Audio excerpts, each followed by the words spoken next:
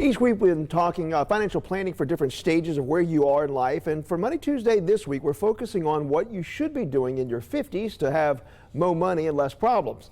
Joining us now is financial planning expert Marshall Clay with the Welch Group to talk about those strategies. Good to see you. Good to see you. We got a lot to cover here. Let's first of all talk about, just preparing for retirement, because a lot of folks in their 50s, they got to start thinking about that if they haven't already. Yeah, you're exactly right. I think a lot of people, particularly in the early 50s, they think that they have a lot of time. It's amazing how quickly 5 to 10 years will kind of move along. And so I think, you definitely need to start looking at your company retirement plan options. If you're not maxing those out, you can max those out in 2024 up to $23,000.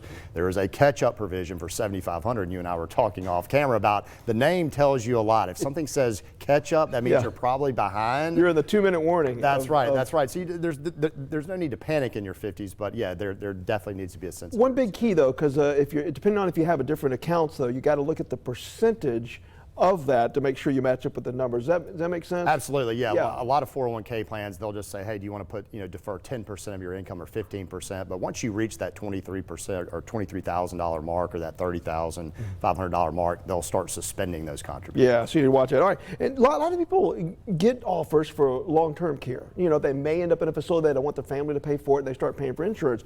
What do you say about that? Yeah, this is one where our viewers need to be really careful, because this insurance can oftentimes be very expensive, and at least in recent history, premiums have been escalating up fairly dramatically. And so you want to assess, look, have you saved enough to self-insure? And I think that's certainly my bias when I'm advising folks. Can you self-insure? And if not, you can explore some other options. But I think you're exactly right, particularly in your 50s, because you're going to get the best pricing point on that insurance if you do it in your 50s. If you start waiting to 60s and 70s, it's going to be very, very expensive. All right, then you'll need to plan for how you're going to pay for health care needs. But I want to talk about documents and trying to get your things lined up with an attorney if you can, because that's so important. You could end up making a huge mistake there, right? Yeah, I think particularly if you've been accumulating a lot of wealth, right? If hopefully in your 50s you've made a lot of really good decisions and you've accumulated some wealth.